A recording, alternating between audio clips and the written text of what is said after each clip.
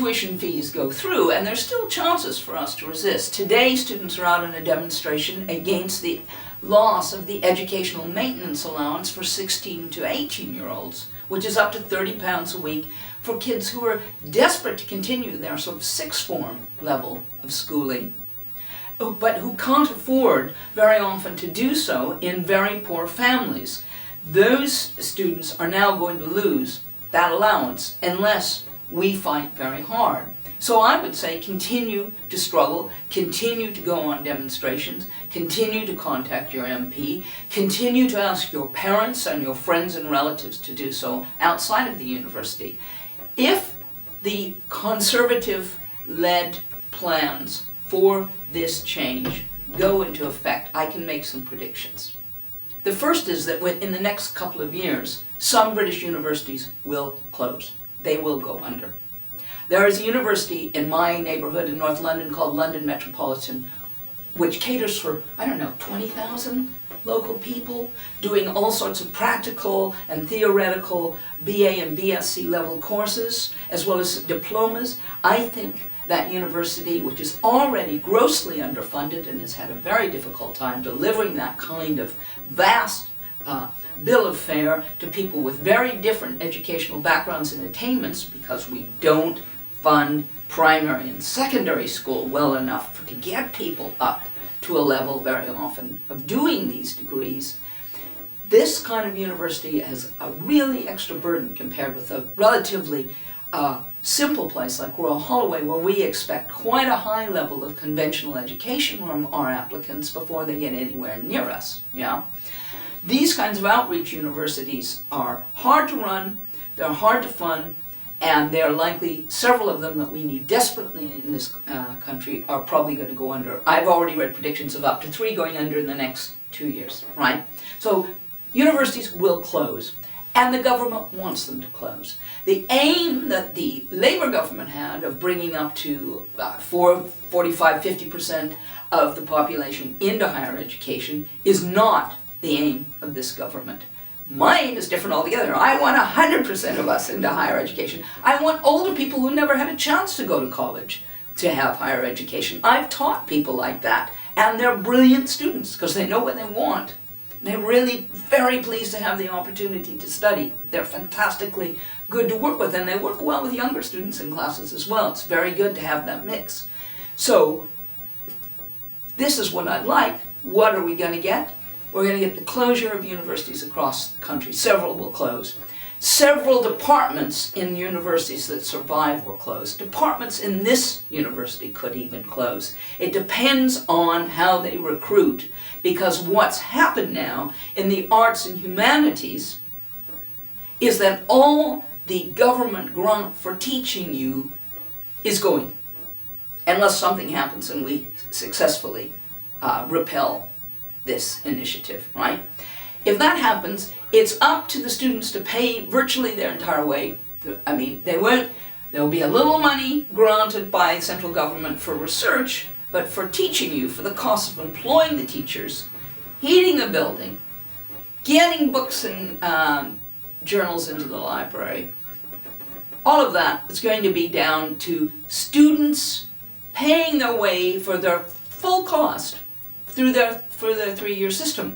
It's different in science, and it's notable that universities with a high level of science are more likely to survive than universities with a low level. Now, fortunately, Royal Holloway has some very good science departments, but we think we don't have enough, and we're probably going to look to merge possibly with another more scientific university. There will be mergers as well to solve this problem, right? Now, look at some great universities that don't do science. Goldsmiths College, for instance, best media department probably in the country, doesn't have science. That's not how it evolved, right? Could go under completely, right? The University of the Arts in London, which is now a sort of big agglomeration of all the famous art colleges like St. Martin's and Chelsea, they do arts. Could close. Where's their money coming from? The money will have to come from students being willing to pay for their entire teaching. Now, 2 things that happen then.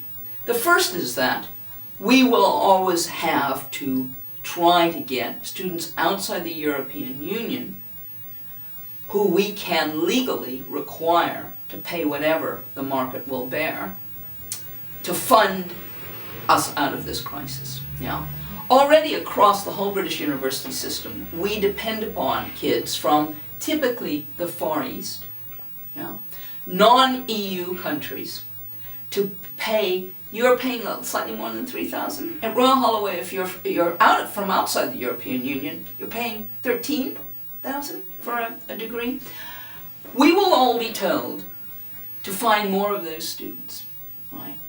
And that's okay. Very often the students I've taught from China, from Korea, and from Japan are terrific students, but they won't be coming here forever. Because while we're bleeding out from the neck from this self-inflicted educational wound, their universities are getting very good indeed. The great universities in Korea, the great universities in China, the great universities in Japan are already scientific leaders. They're improving their facilities in arts teaching as well. At a certain point, their parents will think it's absurd to send their children for this huge amount of money halfway across the world to a university system that is defunding itself, that it isn't rebuilding its buildings, that isn't improving its scientific laboratories, because even the sciences are not on a gain trajectory here, they're on a maintenance level trajectory, right? So why would people from other countries want to send their kids here? That's the backstop that isn't going to exist.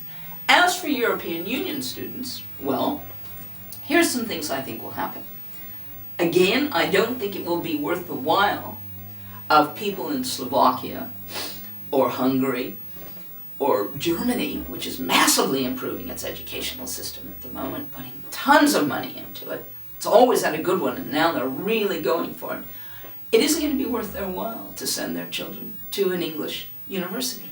They might send their children to a Scottish university, because the Scots are still using their tax system to improve their university, and Scotland is probably going to try to become independent over this issue, among others.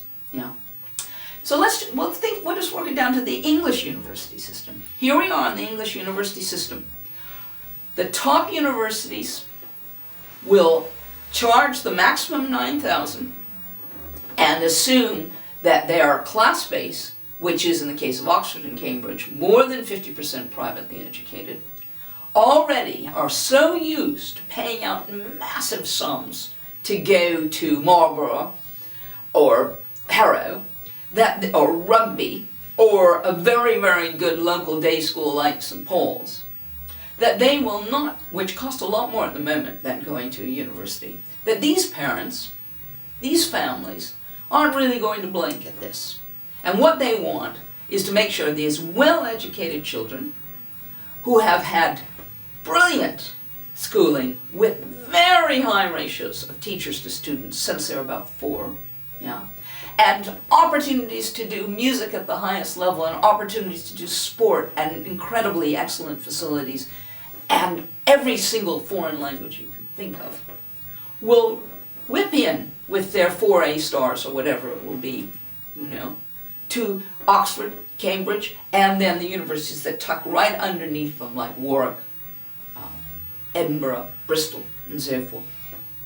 They're going to say, well, it's not going to hurt us that much. And for the occasional brilliant poor student, we'll find some scholarship money, extra perhaps to what the government is going to allow in terms of a discounted loan. Yeah. Well, I came from the United States. I went to an Ivy League university in the United States before I went to Oxford, and I know how these systems work. And yes, there will be a tiny minority of students who somehow have managed to get amazing qualifications while their parents have earned very little.